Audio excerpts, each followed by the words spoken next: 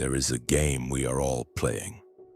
A profound, quiet, and absolutely lethal game that we have forgotten is a game. It drives the constant low-grade anxiety that shadows every moment of perceived peace. It is the root cause of the relentless feeling that you are never quite enough. And it is rooted in one fundamental human desire, a desire so powerful, so deep, that Alan Watts called it our civilization's greatest, most tragic mistake. This desire is not for love, it's not for success, it is not for material wealth.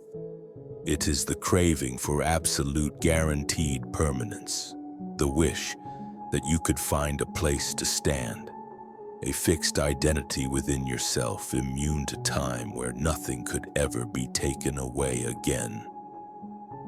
We seek unquestionable security, and Watts suggests that the very act of seeking this one thing is precisely what guarantees you will be permanently, fundamentally insecure. This is the backward law of the human heart, and I want to show you exactly how this illusion works, and why it is, as Watts put it, a beautiful thing to realize that you are already floating. Process 1. The fictional self and the uncontrollable flow, the cause of the mistake. The first problem is the seeker itself, the part of you that feels fundamentally unmoored, the one that demands a guarantee. Watts had a simple name for this desperate personality. He called it the ego. It is the skin-encapsulated ego. It is the fiction, the character you have been taught since birth to believe yourself to be.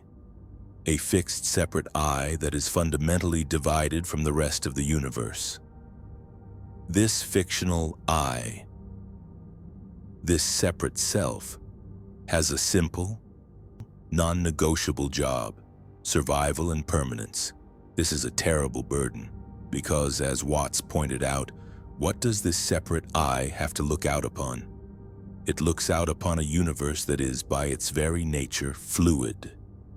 The Tao, reality itself, is not made up of static things. It is a process. It is a river. It is a dance. But the ego, this separate I, stands on the riverbank trying desperately to grab the water and hold it. It says, I must grab this definition of myself and keep it forever. I must hold on to this feeling of happiness. I must fix this flaw in myself and ensure it never returns. And the effort, the sheer exhausting effort of trying to make the river stop flowing, that is where your deepest exhaustion comes from. Watts used a great analogy for this, the watchman analogy. The watchman is hired to patrol the streets and keep them safe.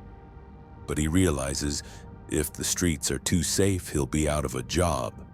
So he causes just enough insecurity to keep his job as the security guard. That is exactly what your ego does. It is the part of you that tries to solve the problem of insecurity by generating just enough anxiety to convince you that the problem is still real and that it is still necessary. The security it offers is always conditional, always tomorrow, always just out of reach. We are, therefore, starving for security in the midst of abundance because we are trying to eat the menu instead of the meal. Process 2. The backward law of security, the mechanism of suffering. This desire for permanence manifests through the law of reversed effort. The unavoidable paradox of human striving. The more you chase something, the faster it runs away.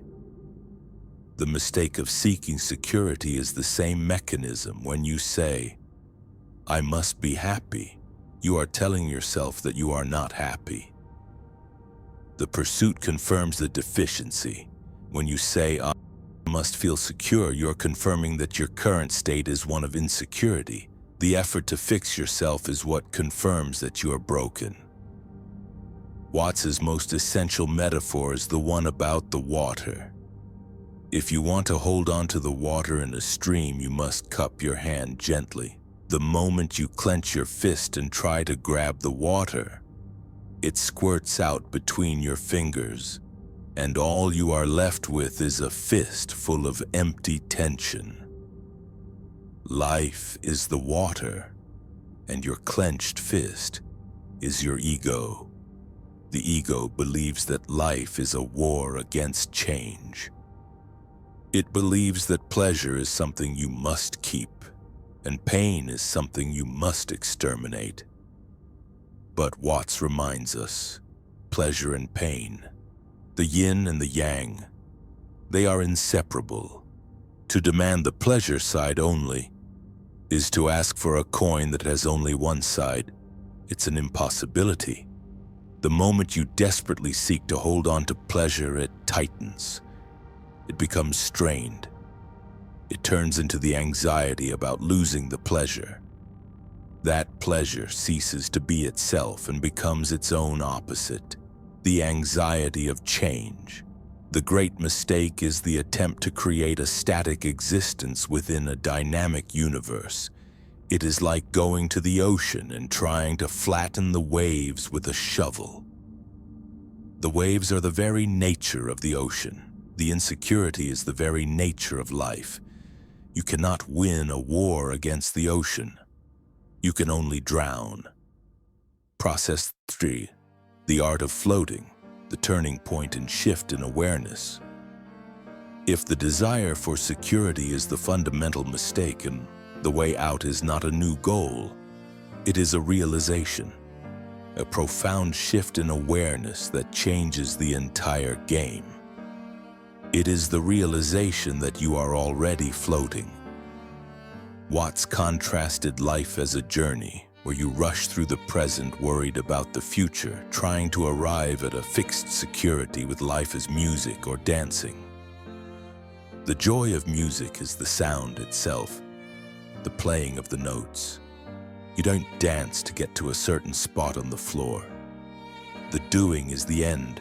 The movement is the point. The great shift happens when you realize that your life is not a journey to a future security. It is the music you are playing right now. And how does a person stop seeking security and start floating? It begins with the understanding of death. Watts said that the person who is at peace with death is the only person who is truly alive. Why? Because death is the ultimate insecurity. It is the final, irreversible loss of your fixed I. When you try to cling to life, you're trying to cling to the separate ego that must eventually vanish. The art of floating is the willingness to die right now, not physically, but psychologically. It is the radical, beautiful willingness to let go of the control over your internal state and to let go of the fixed idea of who you are. It is the realization that you are not the thinker of the thoughts. You are the space in which the thoughts happen. You are not the anxiety. You are the field where the anxiety plays out. This is the true security. The true security is knowing that you are not a static thing that can be damaged or lost. You are the continuous dynamic process of the universe itself. You are not just a separate individual on the riverbank. You are the river. The ultimate desire, the desire for perfect, unquestionable security, is a desire for an impossibility. And once you realize that the goal is impossible, the striving ceases. The clenched fist opens. This is the deepest form of success. When you stop trying to grab and hold the water, you discover that you are not struggling to stay afloat at all. You are one with the flow. You are floating effortlessly because you have accepted the inherent insecurity of being alive.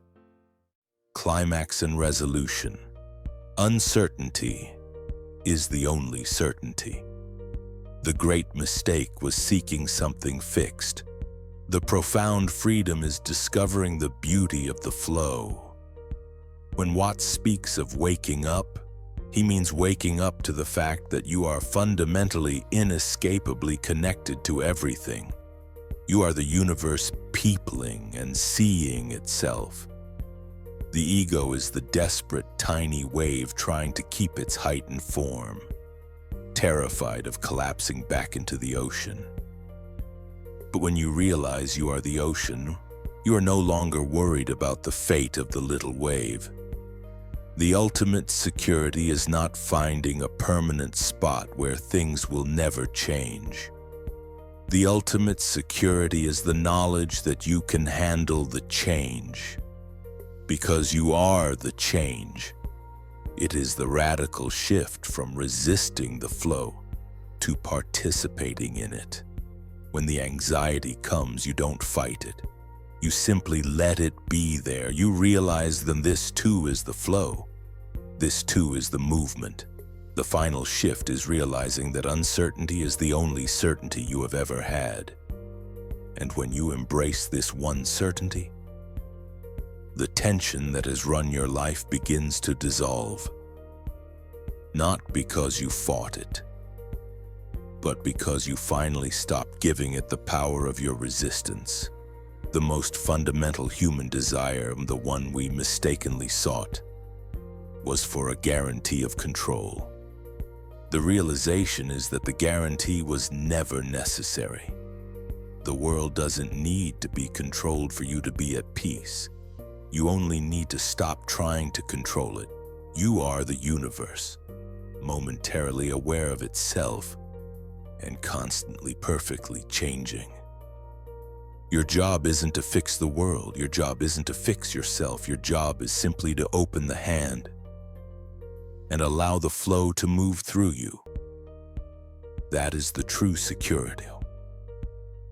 The peace that comes from knowing you are already beautifully lost in the flow of life.